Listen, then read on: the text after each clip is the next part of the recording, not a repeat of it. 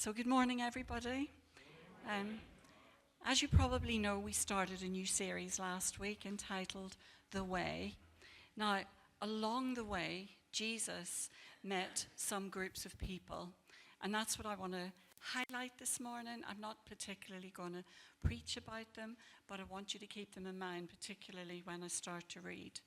So the groups of people are: 1, the crowd; 2, the teachers of the law, the scribes and the elders, so that's one group; 3rd, the disciples; and 4thly, the 3, who are Peter, James and John. So just as I talk, I want you to keep those groups in mind. Now, Mark's Gospel, which is where we're going to be speaking from through this series, Mark's Gospel is split into 2 parts. The first presents Jesus as someone of power and authority. He heals the sick, he casts out demons, he challenges the authorities of the day. And the people were thinking, who is this man? Now, some of you might be thinking of a Charles Bronson film from many years ago. I don't know, you might not be old enough, but he went through and people were, who is this man? But Jesus has this kind of impact. People are saying, who can this be? Is he a prophet? Surely he can't be the Messiah because he's not actually acting like the Messiah. He's not what we expect. But yet, he's powerful, he's different. Who can he be? So this is kind of, in the first half, we're getting this sense of this figure of power. And then it changes. And in the second part, we see Jesus. It's now known that he's the Messiah among some people. But now he's a suffering servant. He's a suffering Messiah.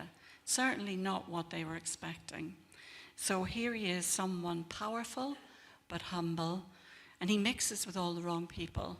And his disciples are only ordinary. And surely if he was a real king, he would be mixing with the high and mighty. But that's not the case.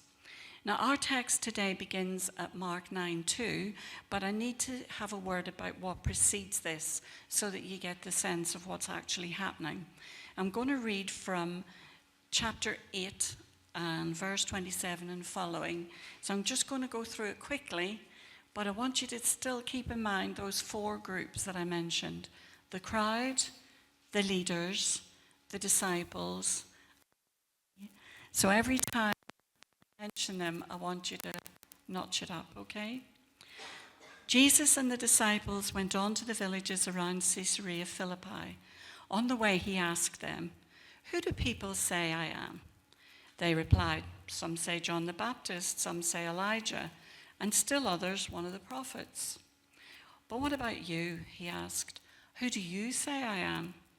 Peter answered, "You are the Messiah."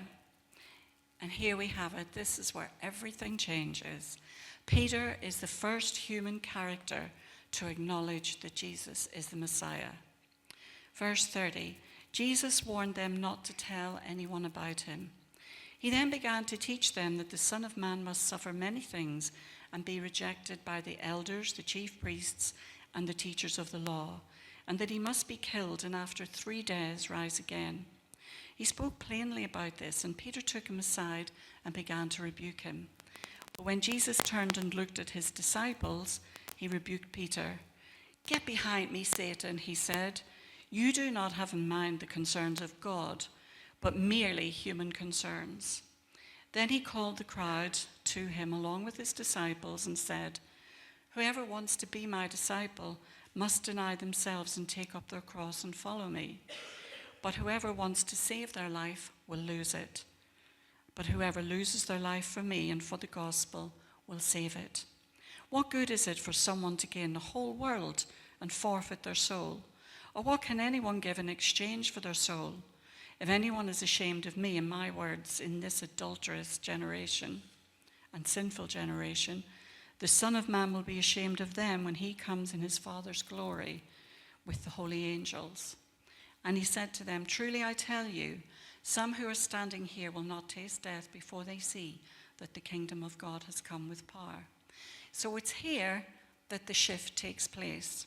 Very clearly, Jesus moves from being this a powerful authority figure that's drawing the crowds, and he begins to reveal who he really is and also what kind of death he has to endure.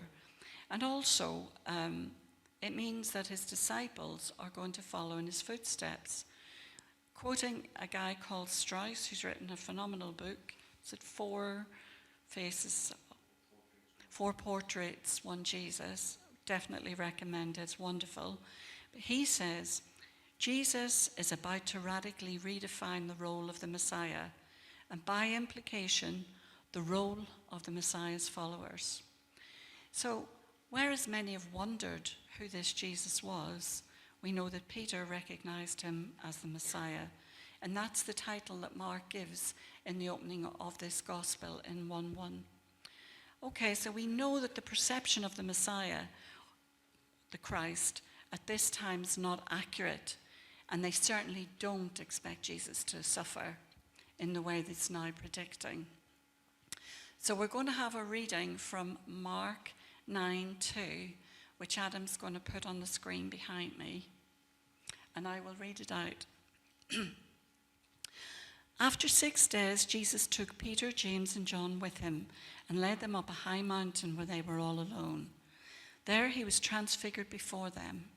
His clothes became dazzling white, whiter than anyone in the world could bleach them. And there appeared before him Elijah and Moses, who were talking with Jesus. Peter said to Jesus, "Rabbi, it's good for us to be here. Let's put up 3 shelters, one for you, one for Moses, and one for Elijah." He did not know what to say, for they were so frightened. Then a cloud appeared and covered them, and a voice came from the cloud, "This is my son whom I love. Listen to him." Suddenly, when they looked around, they no longer saw anyone with them except Jesus. As they were coming down the mountain, Jesus gave them orders not to tell anyone what they had seen until the Son of Man had risen from the dead. They kept the matter to themselves, discussing what rising from the dead meant. And they asked him, "Why do the teachers of the law say that Elijah must come first?" Jesus replied, "To be sure, Elijah does come first and restores all things. Why then is it written that the Son of Man must suffer much and be rejected? But I tell you, Elijah has come, and they have done to him everything that they wished, just as it is written about him." So Mark's audience was probably Christian, maybe new converts, maybe Roman. But here, Mark makes several allusions to the Old Testament, and I'll just mention a couple of them.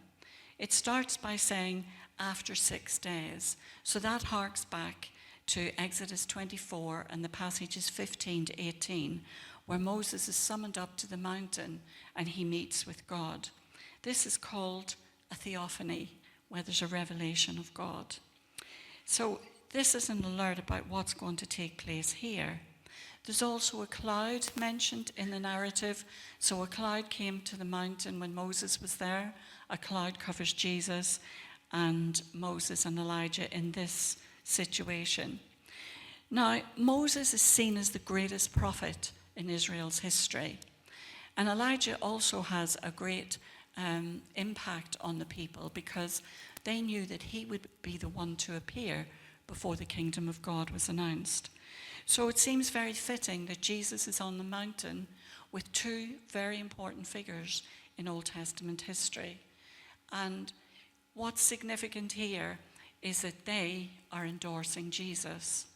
So the lesson, I suppose, that we need to see is that whereas Moses and Elijah were really, really important, someone greater than Elijah has just come, and that's Jesus. And whereas Moses' face, when he met on the mountain, his face was glowing and shining, Jesus' whole body, it says, was radiant, brighter. His garments were brighter than anything could have bleached. So it's setting Jesus up as the Messiah. So Peter acknowledges it, but now we have a full revelation. However, it's only the 3 who are there to witness it. And we'll come to that a little bit later. And then Jesus tells him a funny thing. He says, "Don't tell anybody about it. Just as he said in the previous chapter when he was speaking to his disciples, he said, don't tell anybody about it, because obviously the time wouldn't have been right. So if you think about the three, Peter, James, and John, why were they so privileged to be there on the mountaintop with Jesus? Surely they must have been perfect people, mustn't they? To have this wonderful, experience. But actually, if we took a closer look at their characters, we can see that they were very ordinary people. In fact, a few verses earlier, a week before, Jesus is telling Peter to get behind him because he's aligning himself more with Satan than the things of God. If you read a little bit further on, you see that James and John had ambitions to sit on the right and left hand of Jesus when he came into his kingdom. So we can see that they are not anything special, really. They're bewildered, confused, they're fearful, and later in the garden, we know that they deserted Jesus and they left him completely alone. But yet here they're privileged witnesses. Now, two quotes that I have. One was, Jesus' teaching was rooted deeply in these three men, and each one made a lasting impact in the church for the glory of God. These three fishermen were truly made into fishers of men. And then someone else, their close relationship with Jesus and their significant roles in the early church highlight their importance in Christian theology and history. Together, Peter, James, and John represent the strength, zeal, and love foundational to the Christian faith, serving as pillars of the early church and exemplifying the transformative power of following Christ. So perhaps it was the fact that Jesus knew the future that they were going to enter into. We can only speculate here, but it is clear that after Pentecost, these three men do go out in power. And I'm sure it's at this time they remember everything that Jesus told them. And Jesus had a particular time for making that happen. But as I say, it's only speculation. What we can see, that there were three ordinary men. The next section from verse 14, I'm just going to read the start.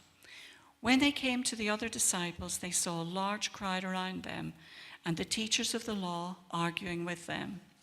As soon as the people saw Jesus, they were overwhelmed with wonder and ran to greet him. Now, this is the story, which you probably remember, where the man brings his son who's been possessed by a demon, a deaf and dumb spirit, and the disciples haven't been able to cast the spirit out. And it says, then Jesus says, in verse 19 later on, you unbelieving generation, Jesus replied, how long shall I stay with you? How long shall I put up with you? Bring the boy to me. And so Jesus heals the boy. But you can see his frustration here, that after everything that's gone on, they still don't fully appreciate everything about who he is. They haven't learned enough. And Jesus is not frustrated, particularly in anger, but he just wants them to enter into all that they have for him. Now, I love the little bit a bit further on, because I think we can all identify it. Before Jesus heals the boy, he asks the father about him.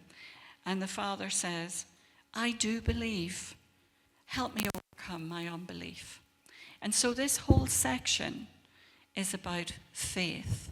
It's all about the faith that the disciples didn't have.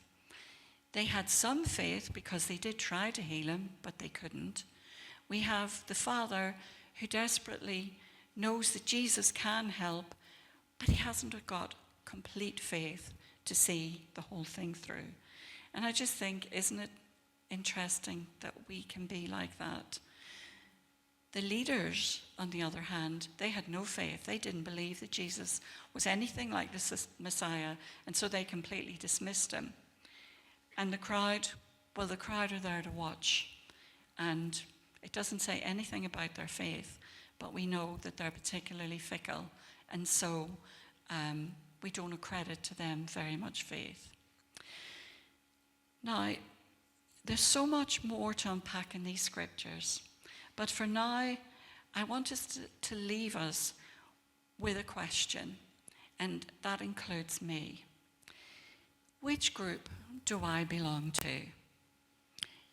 Is it the crowd? Am I like one of the crowd who loves the sensational, loves to run to where the action is, flits about from one new thing after another? They love to experience on the outside the things of God. But however, when it comes to commitment, getting involved, praying, doing something practically, they're nowhere to be seen. They love to live on the periphery because they fill themselves with excuses about why they can't. And then they love to have charge over their own lives, to think, well, I'll make my own life, I'll make my own mind up as to what I get involved with. So am I like the crowd? Or am I like the religious leaders of the time, full of hypocrisy? On the outside, they were very good living. They stuck to the rules as they saw them. However, there was very little love in their actions towards anyone who didn't think like them. They loved to be seen and appreciated. Those who were different were to be despised and excluded. Is that me? And what about the disciples? They followed Jesus even though they didn't always understand him. They recognized that there was something other about him, and they followed him, hungry for what he could impart to them. And then there are the three, Peter, James, and John. We have heard that God does not have favorites, but he does have intimates. And these three do appear to be intimates. Are we in that relationship with God? Perhaps we see ourselves in more than one of these groups, and that we cross those lines maybe at different times in our lives. Are we reticent about getting involved and being supportive of the church community at times? Can we be judgmental of other Christians who don't share our perspective, and that we believe that maybe our truth is the only truth? As disciples, do we sometimes get comfortable with where we are and say, "So far, Lord, no further"? We can sing songs like Oceans, but we don't really want to be taken to where our truth, our trust is without borders. And can we really sing, "Lord, break my heart for what breaks yours," and take the consequences of what that really means? Maybe too, there are times of great closeness in our lives, like the three, where we have that lovely time with the Lord and we sense he's revealed precious truths to us, or he's graced us with a beautiful sense of his presence, and we're able to say, "Wherever you lead, Lord, I will follow." So today we've looked at 4 groups of people in the context of these scriptures. Before, we have Jesus as the person of authority and power who can heal the sick, who casts demons out, who challenges authority. But when he's recognized as the Messiah, his life then becomes one of suffering and rejection. Rejection from the leaders. We know that the crowd hail him on Palm Sunday, and the following week they're stoning him. The leaders are envious of the power and the control that he has over people, but they don't truly believe that he is the real Messiah. He's just somebody who's a threat. And then we have the disciples who love Jesus, who want him, they follow him, but they're a bit fearful and a bit reticent. And then we have the three who, although they were confused, bewildered, fearful, they then go on to become pillars of the church because they recognize who Jesus really was. My prayer is that may we all increase our faith, that we might become true and consistent followers of Jesus. May we strive to please God with our faith and our service to him, to be bold and courageous in spite of our weaknesses and our obvious failings. Amen.